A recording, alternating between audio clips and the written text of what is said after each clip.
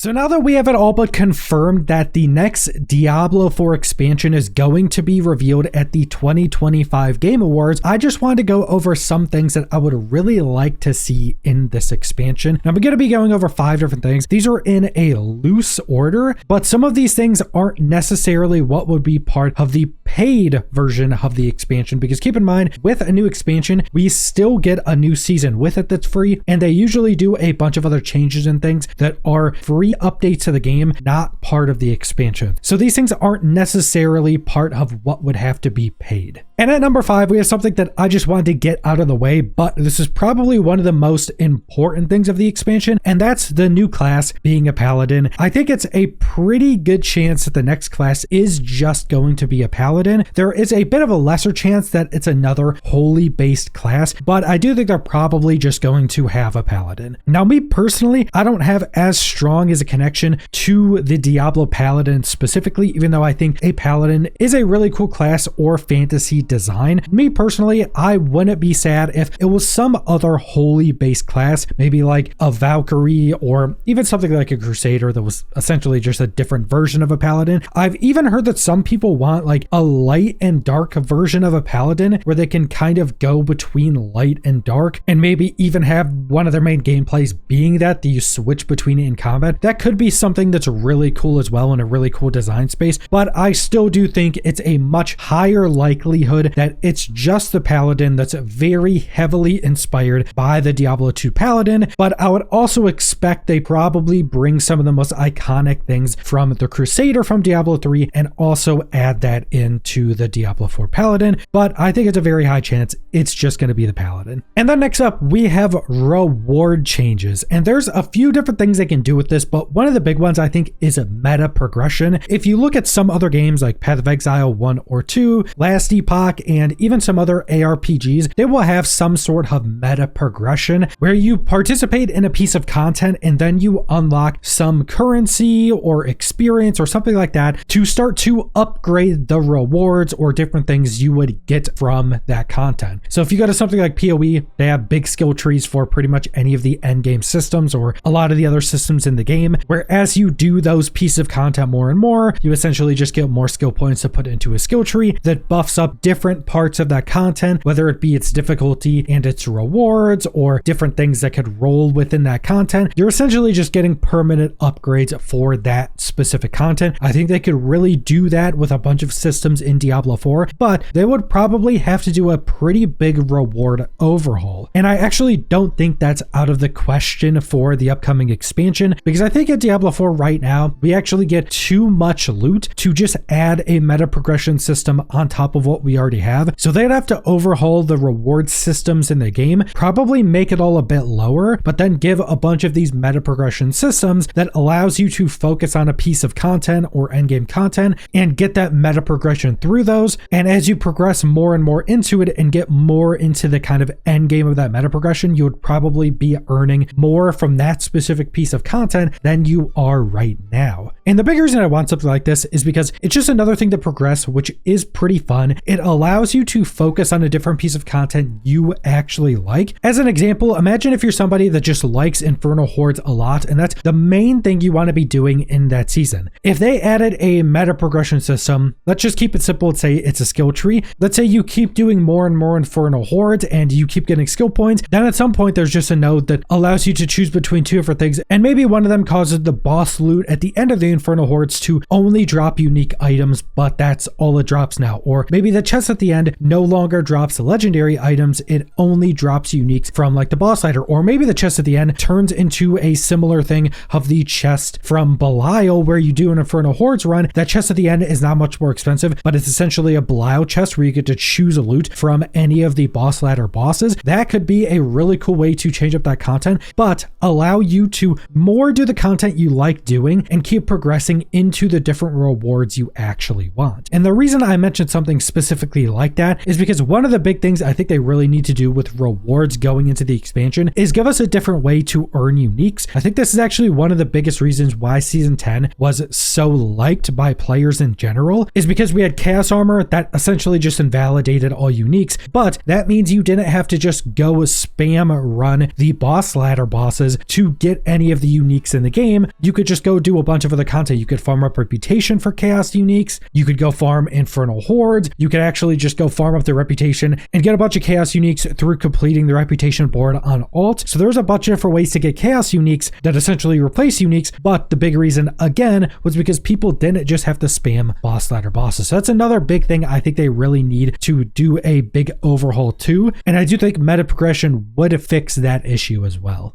And at number 3, we have the Kanai's Cube, or Diablo 4's version of a Kanai's Cube. Now, this was a system from Diablo 3 where you could essentially learn a legendary powers special effect and apply it to this Kanai's Cube, where you would have 3 different slots to apply these legendary effects, and your character would get these legendary effects without having to have the gear that normally has them on equipped. And it didn't give you like the stats that would come on that legendary or anything else like that. It would just give you the special effect, and something like that added into Diablo 4 would actually be really good. Now, I've talked about the system before. They could maybe add unique effects with this, but also have legendary aspects as part of it. And with where we are in Diablo 4, and also considering some of the big overhauls that are also going to be coming soon to Diablo 4, I think the best thing they could do with this is just have it be a certain amount of legendary aspects that you can put in this Kanai's Cube, where you just get these effects. You don't get the stats that would normally come on the gear or anything, and you could just pull them directly from the codex, which is already a built-in system, making a Kanai's Cube-like system a very easy implementation, and maybe just have like one of every legendary aspect category that you could apply into the system, so you could just have those additional effects. And one of the big reasons for this is because one of the big issues right now in Diablo 4 is that we are really heavily limited by how many slots of gear we actually have. Between uniques, mythics, and legendary aspects, most builds have almost no wiggle room, and there are a bunch of builds that could exist if you could just have like a couple more slots to do whatever you want with. And having this Kanai's Cube in Diablo 4 that just allows you to have some additional legendary aspects in it would allow you to equip maybe some additional legendary aspects that allows a new build to exist, or have some other unique in a slot you normally couldn't have it in, or maybe have some other mythic item in that slot that maybe allows you to, say, get a bunch of defensives up or something, that allows you to change out something else here in your build or change out something else there. Just this implementation that would be a pretty easy and simple system would allow for a ridiculous amount of additional builds. Now, I will say that a system like this, when specifically talking about legendary aspects, could be significantly different in the near future of Diablo 4, because we know one of the main areas that the developers want to change when it comes to overhauling the skill trees in the game is they want to take all of the gameplay choices out of the aspect system and put it in the skill tree, and mainly have the legendary aspect system more as power increases, because a lot of the class gameplay choices you make is actually through the aspect system. So if that's something they're changing in the future, this may be a system that's less required, but I still think would be a really good system in general. And at number 2, we have new gear. So this includes things like new rarities. So I think one of the big ones is set items. Before the game was actually released, some of the developers from Diablo 4 did say that they were still working on sets. It just wouldn't be in the game on launch, and they wanted to make sure they got sets right before adding them into the game. I still think there's a good chance we're getting sets sometime in the future. A new expansion would be a good time for sets to be added, because they also said the same exact thing about runes, and then we got runes in the first expansion. So there's a good possibility that sets are added with the expansion or some other time in the game's life. The big thing we don't want with sets is them to be essentially required like they were in Diablo 3, where sets just gave you ungodly amounts of power. Basically, every single build needed their set. We don't really want something like that. I think sets should definitely be a much smaller portion of your gearing, and should be more of a thing that not every build is running sets. It's more of like a horizontal upgrade, or in very specific circumstances would you want these different sets. But that's just a new rarity to go try to get, which is something that I think is sorely needed in Diablo 4. We can also go to something like Chaos Armor. Now, whether Chaos Armor was re-implemented into the game as its own rarity or another augment of uniques, I think Chaos Armor really should be added back into the game. Pretty heavily nerfed, and there's a few ways they can do this. First off, if they just add Chaos Armor back, they very much need to nerf the unique powers themselves, because the unique powers were buffed up compared to normal uniques. It was just way too much power creep, and I do do also think if chaos armors are implemented back in, they should be much more of a rare item. When you get one, it really should feel like that dopamine hit. You just got a really good drop. Or they can also add it as a new rarity where you could only have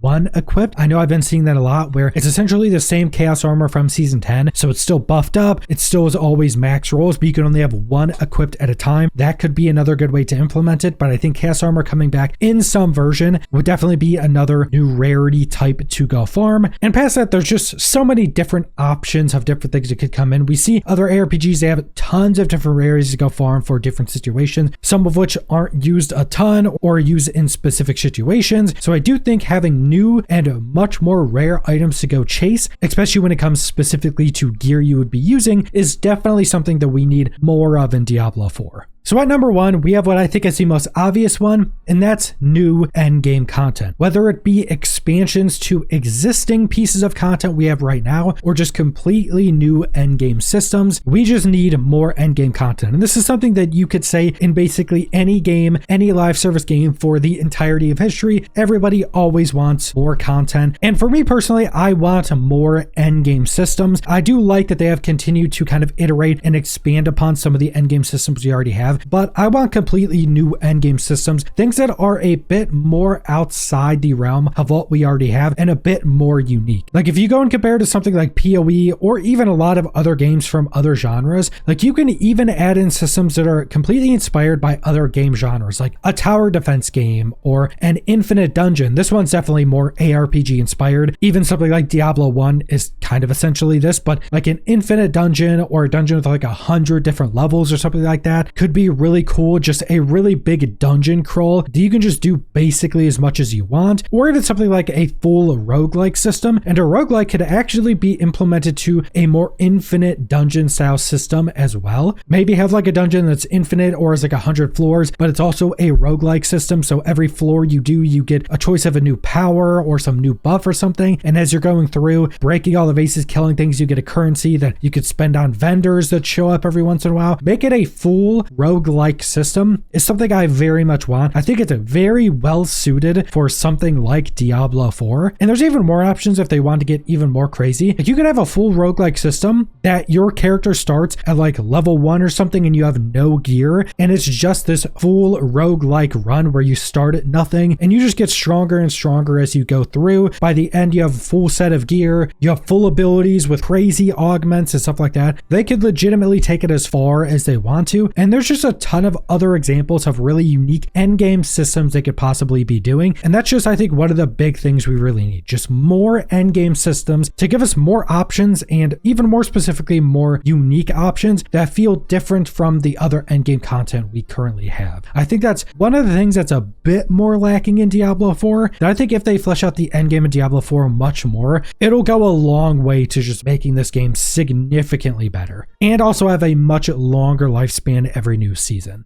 But those are the 5 top things I really want to see in the new expansion, and we're less than a month away from the Game Awards, so we're realistically getting pretty close to when we get to see the next expansion for Diablo 4, and I'm pretty excited. Again, I think there's a very good possibility that there's going to be a Paladin in that, so I think we're going to see one of the most popular releases for Diablo 4 since the launch, because there are just so many people that just want to play the Paladin. But that's all I want to go over, so thanks for watching.